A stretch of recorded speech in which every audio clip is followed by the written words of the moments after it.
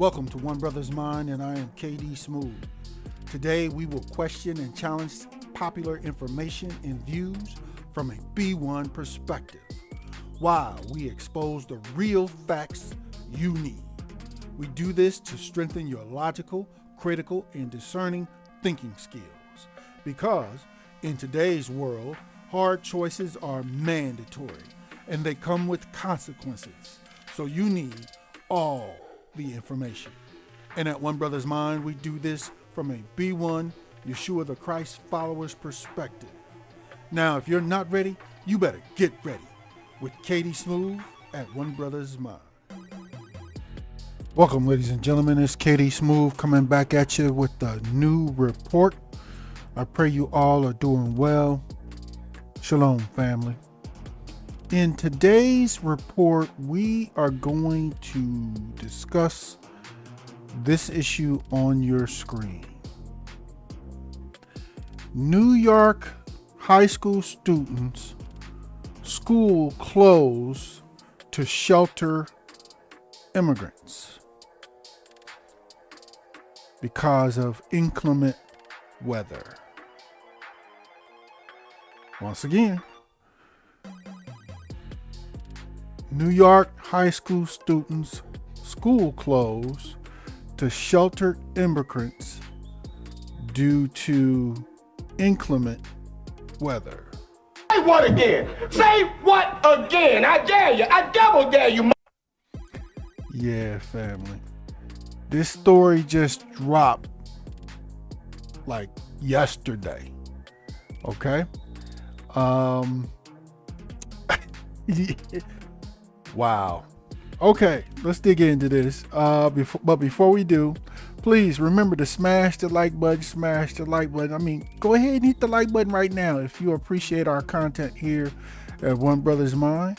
Make sure you share this report on all your social media with all your peoples, and be sure to be subscribed to One Brothas Mind, where we bring you the information, facts, and truth you need. All right, family. Yeah, I said the same thing. In that too, everything you thinking, yeah, all went through my mind and then some. Yeah, so basically, real quickly, there's a rainstorm, not a snowstorm, but a rainstorm that's going through or coming through this part of New York where this James Madison High School area is, and more importantly, where the tent shelter city that immigrants were being housed in at the Floyd Bennett Field Shelter. There was basically a rainstorm coming through there with reports of expected up to 70 mile an hour winds. So certain officials decided at the last minute yesterday to close this high school for its students on the 10th today. So today the school's closed, but they actually closed the school early yesterday on the 9th. They sent students home yesterday early on the 9th so they could make preparations to bring and transport the immigrants from Floyd Bennett Field Shelter, tent city, to this school. Okay, and they sent out a notice yesterday on the 9th to all parents and students, letting them know that the students will be on remote learning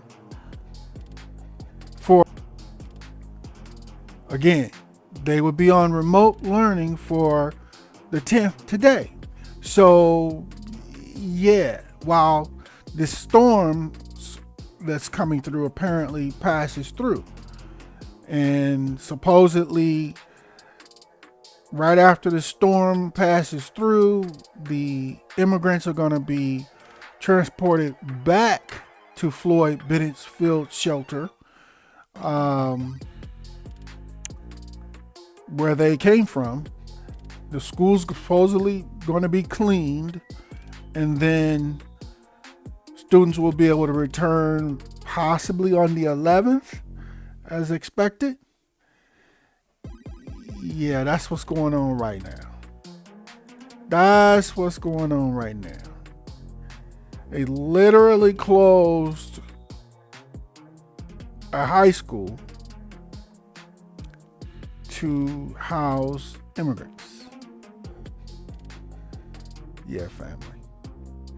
So here's on your screen, here's the email or the note that was sent out by the high school. Okay, as you see, it says pivot or to remote, important notification from New York City's public school system, NYCPS. JM High School or JMHS will be remote on January 10th, 2024. Dear families, I am writing with an update regarding the activation of James Madison High School as a temporary overnight respite center due to the forecast of potential high winds and flooding conditions beginning this evening through tomorrow morning. To ensure smooth transition for families temporary sheltering overnight in the building, our school building will be closed on Wednesday, January 10th, and school will be in session remotely for all students. Students should plan to log on and participate in their classes from home. For information about digital learning tools, applications, platforms used by New York City Public Schools, please visit this website. The following PSAL games are still on: boys basketball, boys swimming, and so on and so forth. Y'all see it. This is what was sent out on the 9th, January 9th. Okay? To all families and of students. So, right quick, family, I got you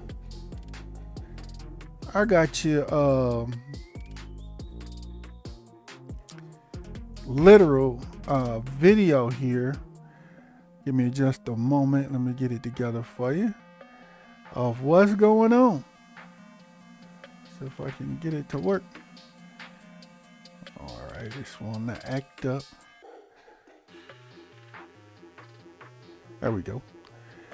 That's the migrants that have been loaded onto school buses and transported to this high school is what you're seeing. A long line of them, and they're entering the school for apparently at least until the storm ends. That's what's happened. Yeah. Again, I said the same thing you said. There's several articles that are coming out about this. I'm going to share some tidbits from one. January 9th, New York City, 2,000 migrants have been evacuated from Floyd Bennett's field shelter tent city and moved to a nearby school as heavy rainstorm is hitting New York City, predicting flooding. Migrants received a last-minute notice telling them to evacuate from the Floyd Bennett field tent city to James Madison High School. They are expected to come back tomorrow at 5 a.m.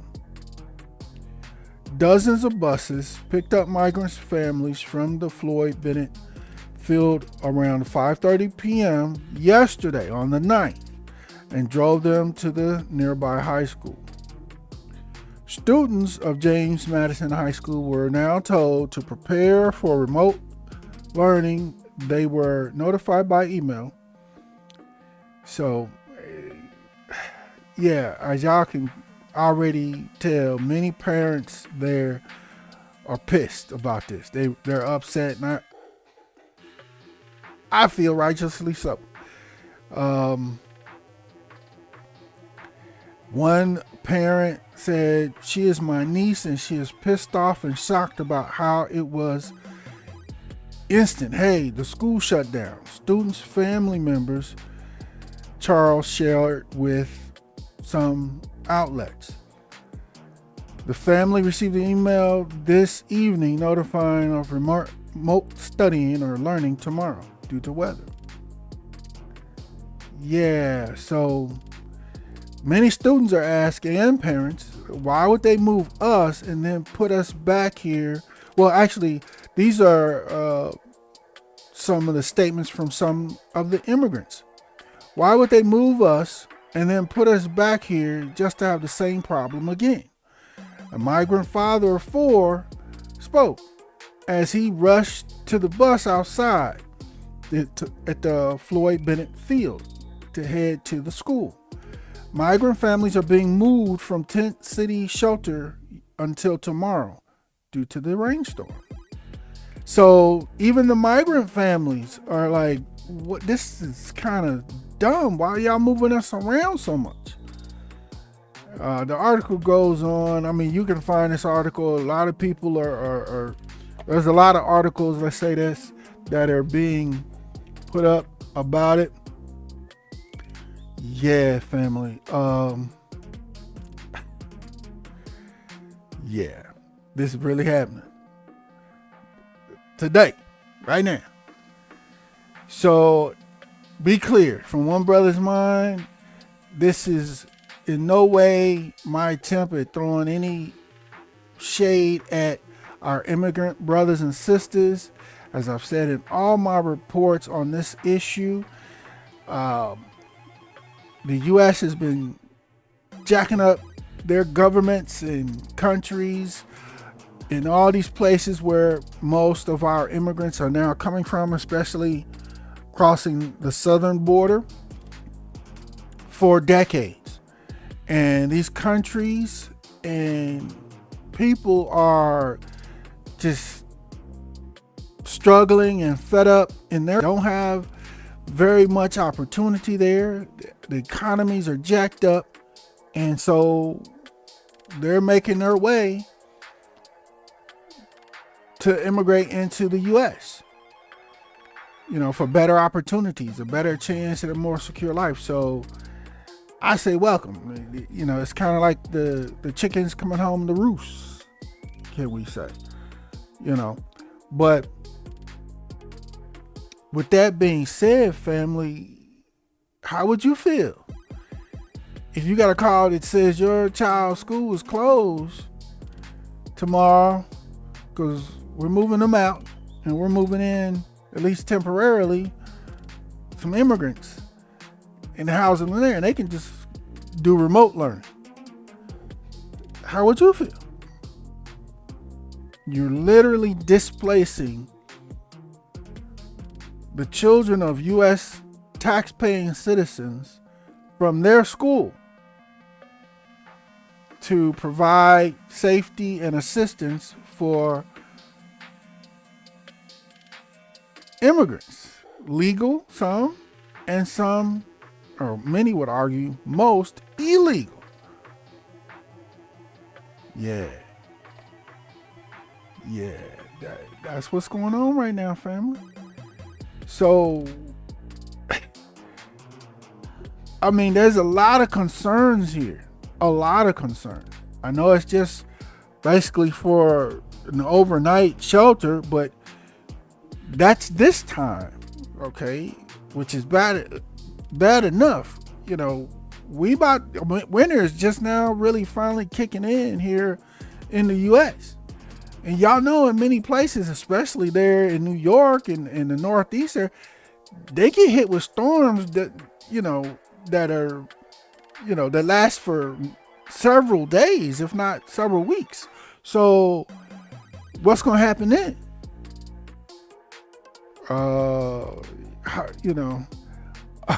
What's going to happen when those storms come through? Now, a couple of bits of information that I thought were significant about this school, James Madison High School, is basically a minority school, It has a variety of a mixture of minorities. So right off the bat, you already know they're not gonna really do this to a predominantly white school, right? And I mean, you got schools in New York that are 70+% white students. They're not gonna shut those schools down, but you bet they'll shut down predominantly minorities or predominantly black schools. Okay, that's 1.2. Also, in this school, as you can see at the bottom of your screen, like 73% of the students at this school they call it economically disadvantaged, basically in poverty, right? And that's everybody. It's not just the minority students. That's out of everyone, all the students. I mean, 67% are on the free lunch program or the reduced lunch program. So, with that information, again, this raises a number of concerns. Let me see where I want to go here. Let me go back to this. This raises a number of concerns. I mean, first off, some students literally need in-person class to get the most out of their education for the day. That's just cut and dry. We've already been through remote learning with the Predator and family here at One Brothas Mind. We call that thing that we went through for about 2.5, 3 years that deleted millions of people around the world. We call that thing the Predator here at One Brothas Mind. So during the Predator, we already went through this remote learning thing. And you already seen in that case, the long-term effects of remote learning is just not the same for most students. Now, some students actually excelled at it because they ain't got the classroom distractions that they normally would have, or whatever's going on in school. They can focus more. But many students actually need the in-person structure to get the most out of their school. I mean, and again, with the stats I just showed you about the school, it's basically a school that's predominantly, the students are from impoverished families, right? So they're on the free lunch and all of that. So in this case, some of these students, at least on this one day, some of these students may actually miss or not get meals, like say lunch at home. Or they may, they're not going to necessarily, they may not get 3 meals a day because they're in poverty. But whereas at school, at least those particular students, whatever that percentage is, they were going to get a full lunch for sure being in school that day. But now being remote, they're not going to get that. So then there's, every time when you close a school, even if it's just for one day, and trust me, they thought it through a little bit. They closed the high school. So they're like, okay, so the high school kids, they can stay at home and do remote learning and be okay. And it doesn't really necessarily impact the parents, to where their parents can't go to work because these are high school students, right? I get it.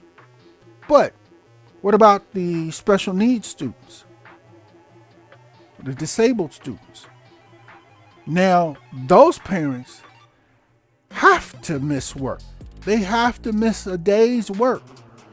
And again, these are families that are in poverty. So for those students, for the special needs students, the disabled students,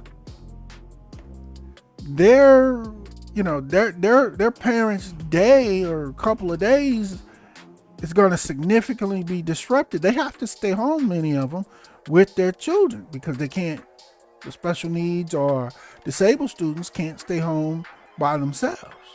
So they got to miss work. Therefore, miss money. Is the city going to do anything to try to help reimburse those parents for that? I suspect not. So my thing here at One Brothas Mind is one of the other things they may do, and I haven't seen it in any reports yet, but because of this little rainstorm, to try to lessen the effect of what they're doing here at James Madison High School in New York, they might try to close several other schools up real quick, just to try to say, well, we're just gonna close some other schools so it don't look so bad. But again, I have not seen any reports of that, but I wouldn't put it past them. And the other factor is you're seeing what they're doing in this example. This is a test run, family. This is all a test to see how the public, at least in this community, is going to react and respond. You know, there's a whole lot of, you know, all the different other politicians that didn't necessarily, or at least are claiming they weren't a part of this decision. They're putting out statements and against this happening, this shouldn't happen, this is wrong, this is too much. Yeah, they're saying all that stuff, but yeah, believe that when you see it. But my point is, this being a test drill or test run in regards to storms, and like I said, winter is really just now beginning to really kick in as far as the harsh times and the storms and what have you here in the U.S. Is this going to happen again? You know, what happens when the storm is 2, 3, 4, 5 days long? You know, that the tent city is not capable of bearing, but the schools normally would not be closed. Do you see what I'm saying? There's storms and snows and what have you, cold temperatures that happen during winter that normally do not close the schools, but a lot of these tent cities, in this example here in New York and in other states, they may feel that these tent cities, let's say somebody may decide that the tent cities are not safe enough to bear these conditions. What are they going to do then? Are they going to close some more schools? Yeah. So on that point, family, this may be coming to a school near you. Okay? Stay tuned. Be prepared. So with all that being said, family, a lot of people, you know, are feeling some kind of way about this, and they're like, yo, you know, when at some point it's too much. At some point, tax-paying citizens are being pushed to the side or left out, left hanging, while the priority is being given to immigrants, people who are not citizens, who have not paid any taxes, who many are illegal immigrants. Some would argue most. And they're crossing the border. They're getting free housing, free food, hooked up with jobs when they can establish a legal status here in the States. They're getting free money. They're getting free utilities, free clothing, free health care, free education. I mean, now they literally are closing schools in effort to provide shelter to the immigrants. Now, and again, be clear. If I was pick a country in South America, and me and my family, I'm trying to raise my kids and trying to make a life, and our economy is completely jacked up. We got all kind of crime going on. It's a nightmare, right? Yeah, Katie Smooth. I would be doing the exact same thing that our immigrant brothers and sisters doing. I would make this walk with my family all the way to the U.S. border and do my best to get us in whatever kind of way. So I'm not, again, this is not shade against our immigrant brothers and sisters. It's just this entire issue is being seemingly mismanaged. Okay? And actually it's not. They're doing what they want to do. The government, the federal and the local governments are doing exactly what they've always wanted to do. Okay?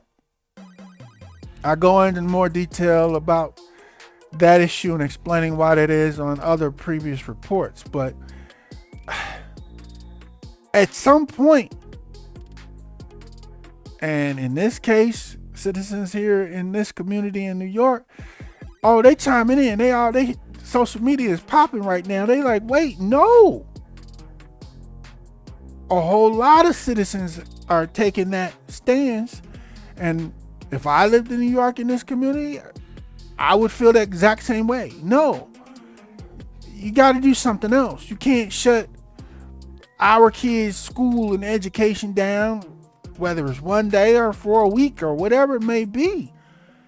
You know, you got to come up with other solutions. You can't put us out, to help someone else that are not even citizens. Yeah, family. So again, I raised this issue. I literally just did a report where they, I think it was in Chicago, they started putting immigrants in hotels again and all this stuff. And it's like, again, most know, and most people will argue, whatever side of the issue you come on, that most of the immigrants are illegal because it's faster. It's a faster process to cross the border illegally than it is to do it legally and wait in those lines, wait to be processed, jump through all the hoops that you need to get in and then go from there. That's why most immigrants are just crossing the border, which is a federal crime. And here in the U.S., if I, Katie Smooth, or your mama them, your cousin, if we commit crimes here in the U.S., we get arrested, prosecuted, and oftentimes thrown in jail. But you have people who are not citizens, who are committing a federal crime, and their consequence of committing a federal crime for crossing the border illegally is free housing, food, free money, for healthcare, jobs, education. Really? I mean, this is what we doing? Do y'all see the contrast? Literally. And again, how many of the immigrants, again, these are hard questions, but we have to ask these questions. How many of the immigrants are arriving sick already or contagious with something? Remember, they're getting free health care when they get here, right? Don't miss that, family. They can just show up at a hospital and bang, they can get free health care. So how many, wouldn't you? Again, if you were in one of these countries in South America, or if you was from Ukraine or China, or man, we got immigrants from all over the place coming in. It's not just from South America. But if you have a health issue that economically you can't afford to get, or either can't get or can't afford to get adequate health care and treatment in your country, wouldn't you make this trip if you could to get to cross the U.S. border? Whichever way. I mean, as soon as you get in, as long as you make it in, as soon as you get in, you get free health care. Would you not do the same? So, again, that raises a lot of concerns here. I mean, y'all wonder where there may be some of the possibility of the next pandemic. Yeah. So again, here at One Brothas Mind family, smash the like button, smash the like button. Go ahead and smash it now and share this report on all your social media with all your peoples, and be sure to be subscribed to One Brothas Mind, where we bring you the information and facts and truth you need. And here on the left of your screen are some previous reports that I have here at One Brothas Mind. Come to One Brothas Mind YouTube channel, click on most of these are in the live, under the live tab, but there's others under the regular video tab. Just click on those tabs and scroll down. You'll see these reports where I cover even more issues and details of what's happening with this issue of immigration here. Literally on the bottom of your screen, I just did this report like 2 days ago, where the sanctuary for immigrants and traps for citizens. If you hadn't heard, in Harvey, Illinois, there's an apartment community that had been condemned, right? And they had, basically the community is falling apart. So the city had condemned it.